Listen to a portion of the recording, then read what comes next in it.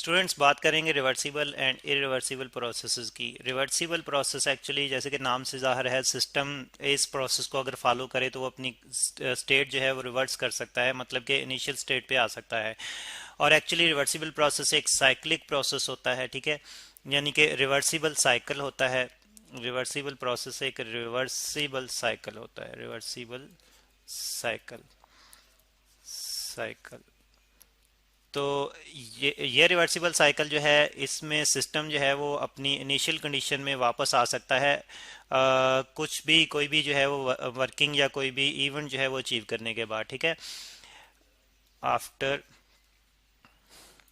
यानी कि हम कह सकते हैं कि after successive some successive events, some successive successive events events system, system से मुराद वर्किंग सब्सटेंस, ठीक है। System, the system can come back to its initial position, can come back to its initial, initial को दोबारा से लिखते हैं, sorry, initial, initial condition, initial condition, ठीक है जी। और फिर इसमें यह है कि जितने भी चेंजेस हैं वो भी रिवर्सिबल होंगे, सिस्टम में जितने भी चेंजेस होंगे वो सारे के सारे रिवर्सिबल होंगे। Initial condition and all the changes, all the changes are reversible, reversible, यानी कि जो चेंज आया है सिस्टम में उसको हम जो है वो वापस रीस्टोर भी कर सकते हैं। तो ऐसे प्रोसेस को जो जब सिस्टम जो है एक ऐसा प्रोसेस फॉलो करता है जिसमें जो कि एक्चुअली साइक्लिक प्रोसेस है, और सिस्टम वर्किंग करने के बाद जो भी उसकी मेन वर्किंग है, जो उसका टास्क है जो उसने कंप्लीट करना है, वो करने के बाद सिस्टम अपनी इनिशियल कंडीशन पे वापस आ जाता है। और उस दौरान में अगर सिस्टम में चेंजेस आए हैं तो वो सारे के सारे चेंजेस भी अगर रिवर्सिबल, मतलब रिवर्सिबल हों, तो फिर वो प्रोसेस जो सिस्टम ने फॉलो करते हुए ये सारी की सारी वर्किंग की है और वापस अपनी इनिशियल कंडीशन में आ गया है, तो उस प्रोसेस को हम रिवर्सिबल प्रोसेस कहते हैं। इसको हम इस तरह से समझ सकते हैं कि सपोज कि हमारे पास एक सिस्टम जो है वो इनिशियल स्टेट ए पे है, ठीक है। यहाँ से वो जो है वो एक स्टेट, नई स्टेट अचीव करता है वर्किंग करते हुए, एक नई स्टेट जो है वो बी अचीव करता है। फिर यहाँ से वो जो है वो एक नई स्टेट जो है वो वर्किंग करते हुए सी अचीव करता है। और फिर अगर सी अचीव करने के बाद दोबारा से वो अपनी वापस इनिशियल स्टेट ए पे चला जाता है, और इस दौरान में उसमें जो चेंजेस आए हैं वो जो है वो रिवर्स हो जाते हैं, और वो इनिशियल स्टेट यानी कि ए जो उसकी एक्चुअल स्टेट थी, हम ये कह सकते हैं कि इस स्टेट पे जो उसके पास प्रेशर और वॉल्यूम और टेम्परेचर था और इंटरनल एनर्जी थी, वो दोबारा से उसी वॉल्यूम, टेम्परेचर, प्रेशर और इंटरनल एनर्जी को अचीव कर लेता है। तो फिर इस तरह से सिस्टम ने एक साइक्लिक रिवर्सिबल प्रोसेस जो है वो फॉलो किया है, और उसके जो चेंजेस आए थे वो वापस जो है वो रिसाइकिल हो चुके हैं। यानी कि हम ये लिख सकते हैं कि यहाँ पे इस स्टेट पे उसके पास प्रेशर जो था वो पी ए था, और वॉल्यूम जो था वो वी ए था, टेम्परेचर जो था वो टी ए था, इंटरनल एनर्जी यू ए थी, ठीक है। और इसके बाद यहाँ पे बी पोजीशन पे उसके पास प्रेशर जो है वो पी बी है, और वॉल्यूम जो है वो वी बी है, और टेम्परेचर जो है वो टी बी है, और इंटरनल एनर्जी यू बी है। लेकिन यहाँ पे सी पे जो है उसके पास जो है वो पी सी है वो प्रेशर, और उसका जो वॉल्यूम है वो वी सी है, और टेम्परेचर जो उसके पास है वो टी सी है, और जो उसकी इंटरनल एनर्जी है वो यू सी है। लेकिन सी से जब दोबारा से वो ए पे आएगा तो दोबारा से वो अपनी initial pressure, initial volume, initial temperature और इनिशियल इंटरनल एनर्जी को अचीव कर लेगा। यानी कि सारे के सारे चेंजेस जो उसमें आए थे वो भी रिवर्सिबल हो चुके हैं, ठीक है। अगर हमने यहाँ पे उसको कोई हीट जो थी वो दी थी, अगर हमने इस दौरान में ए से बी तक उसको शिफ्ट करने के दौरान में कोई हीट जो थी उसको दी थी, तो वो हीट जो है वो बी से सी या फिर सी से ए के दौरान में वो बाहर निकाल देगा, ठीक है। उतनी ही अमाउंट ऑफ हीट जो है वो बाहर निकाल देगा। तो ये हम ये कह सकते हैं कि दोनों स्टेप्स के दौरान में वो बाहर निकाल देगा। यहाँ पे Q1 निकालेगा, यहाँ पे Q2 निकालेगा, और फिर हम कह सकते हैं कि Q is equal to Q1 plus Q2, ठीक है।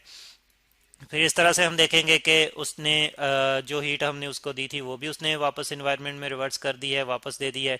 और साथ साथ जो है उसने वो अपनी इनिशियल स्टेट्स पे भी वापस आ गया है। तो फिर इस ये वाला प्रोसेस जो सिस्टम ने फॉलो कर किया, इस प्रोसेस को हम जो है वो ए प्रोसेस को हम जो है वो रिवर्सिबल साइक्लिक प्रोसेस कहेंगे या रिवर्सिबल प्रोसेस कहेंगे। ठीक है, यहाँ पे हमने 3 स्टेप दिखाए हैं, ये 4 स्टेप भी हो सकते हैं, और ये यहाँ पे हमने ट्राइंगुलर फॉर्म दिखाई है, ये एक रेक्टेंगुलर फॉर्म में भी हम रिप्रेजेंट कर सकते हैं। ठीक है, अगर 4 step A B C D इस तरह से जो है वो सिस्टम फॉलो करे तो ये भी हम रिप्रेजेंट कर सकते हैं। और ये भी एक साइक्लिक रिवर्सिबल प्रोसेस है, लेकिन इसी को हम एक सर्कुलर फॉर्म में भी जो है वो रिप्रेजेंट कर सकते हैं। ठीक है जी, सिस्टम ने जो है वो ए से स्टार्ट किया, सपोज के सिस्टम ने ए से स्टार्ट किया, और फिर उसके बाद सिस्टम जो है वो यहाँ पे आया बी पे, ठीक है, फिर इसके बाद आया सी पे, फिर इसके बाद आया डी पे, और दोबारा से वापस जो है वो ए पे चला जाए। तो फिर इस तरह से हम देखेंगे कि सिस्टम जो है वापस अपनी इनिशियल कंडीशन पे और इनिशियल स्टेट पे चला जाता है। तो इस तरह से उसने जो ये वाला प्रोसेस फॉलो किया है, ये सारे इवेंट्स को अचीव करने के लिए ये वाला जो प्रोसेस फॉलो किया है, इस प्रोसेस को हम रिवर्सिबल प्रोसेस कहेंगे।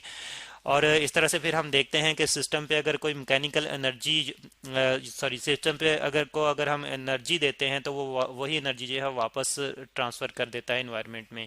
और फिर इसी तरह से फिर हम देखते हैं कि अगर सिस्टम पे अगर जो है वर्क डन करेंगे तो उतना ही वर्क डन जो है वो रिवर्स में करेगा। इसको हम इस तरह से भी समझ सकते हैं कि यहाँ पे हम ये करते हैं कि हम एक कंटेनर में जो है वो एक मूवेबल पिस्टन के साथ जो है वो ये कंटेनर जो है वो लेते हैं। एक सिलेंडर है हमारे पास एक्चुअली, जिसमें कि गैस इन क्लोज्ड है, और यहाँ पे हमने जो है पिस्टन लगाया हुआ है। ठीक है, यहाँ पे पिस्टन है, ये पिस्टन है, और फिर इसके बाद जो है वो हम ये करते हैं कि हम जो है वो गैस को हीट जो है वो हीटअप करते हैं, या फिर ये कर लेते हैं कि हीटअप करने की बजाय अगर हम कंप्रेस कर दें, ये हमारे पास गैस मॉलिक्यूल्स हैं।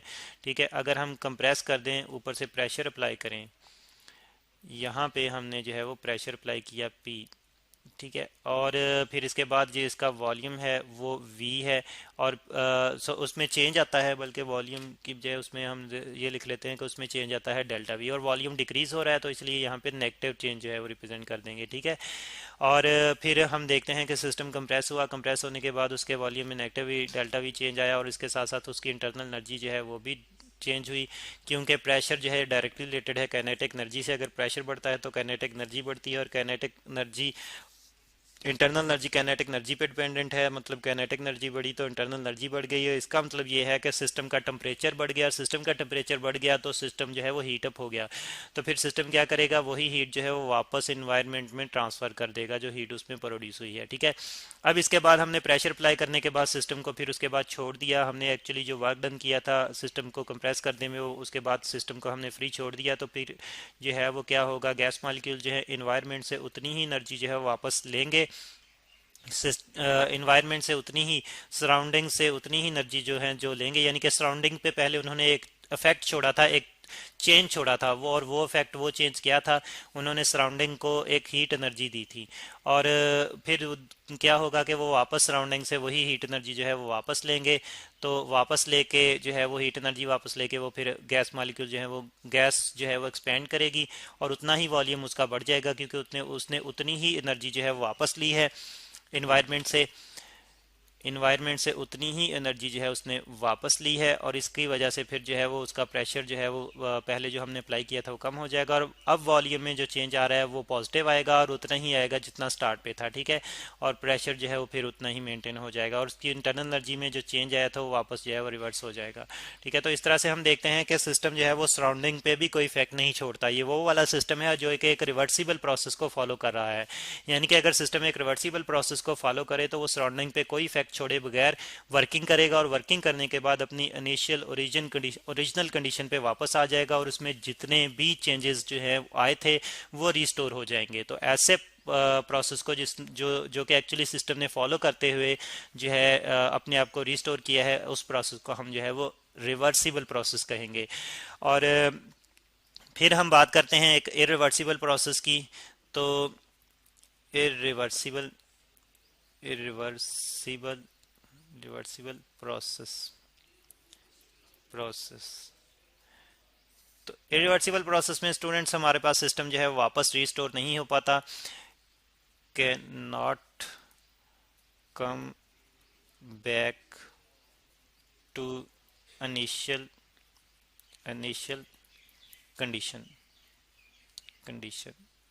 तो इस प्रोसेस यानी कि एक ऐसा प्रोसेस जो है अगर सिस्टम फॉलो करे जो कि रिवर्सिबल हो, तो इसमें सिस्टम जो है वापस अपनी इनिशियल स्टेट पे नहीं आ सकता। उसमें जो चेंज आ चुका है वो परमानेंटली होगा, और उसके बाद वो जो है वो उसको अगर हमने वापस उसकी इनिशियल स्टेट पे लाना भी है तो हम वो पाथ फॉलो नहीं कर सकते जो पाथ एक्चुअली स्टार्ट में जो फॉलो करते हुए हम उसमें चेंज लेकर आए थे। ठीक है, हम इसको इस तरह से रिप्रेजेंट कर सकते हैं कि अगर हमने ए से बी तक जो है वो ये पाथ फॉलो किया है, तो दोबारा से ये पाथ फॉलो करते हुए हम वापस रिवर्स डायरेक्शन में नहीं जा सकते। तो फिर ये वाला प्रोसेस जो है जो एक्चुअली ए से बी तक फॉलो किया हमने, ये इरिवर्सिबल प्रोसेस है। और एक्सप्लोजन जो है स्टूडेंट्स, इसकी एक बड़ी अच्छी मिसाल है कि एक्सप्लोजन में जो है वो हम वापस जो है वो रिटेन नहीं कर सकते, वापस जो है वो अपने सिस्टम को जो है वो उसकी इनिशियल कंडीशन में हासिल नहीं कर सकते। इस तरह से एक्सप्लोजन जो है एक इरिवर्सिबल प्रोसेस है। और स्टूडेंट्स हमारे पास बहुत सारे रिवर्सिबल प्रोसेसेस होते हैं, साइक्लिक रिवर्सिबल प्रोसेसेस होते हैं, लेकिन वो 100% रिवर्सिबल नहीं होते। सिस्टम में किसी ना किसी हद तक जो है वो किसी ना किसी कंडीशन में लाजमी चेंज आता है, चाहे वो स्टेट उसकी इंटरनल एनर्जी हो या कोई और जो है वो स्टेट वेरिएबल हो। तो 100% हम जो है उसकी कंडीशंस को रिस्टोर नहीं करवा सकते, लेकिन फिर भी उसको ऑन एवरेज जो है हम रिस्टोर करवा लेते हैं। तो फिर अगर ऑन एवरेज उसकी इनिशियल कंडीशन पे रिस्टोर करवा देते हैं तो फिर हम उस प्रोसेस को रिवर्सिबल प्रोसेस कहते हैं, जिसको हमने फॉलो किया उसकी इनिशियल कंडीशन पे लाने के लिए। तो स्टूडेंट्स ये है रिवर्सिबल प्रोसेस और इरिवर्सिबल प्रोसेस।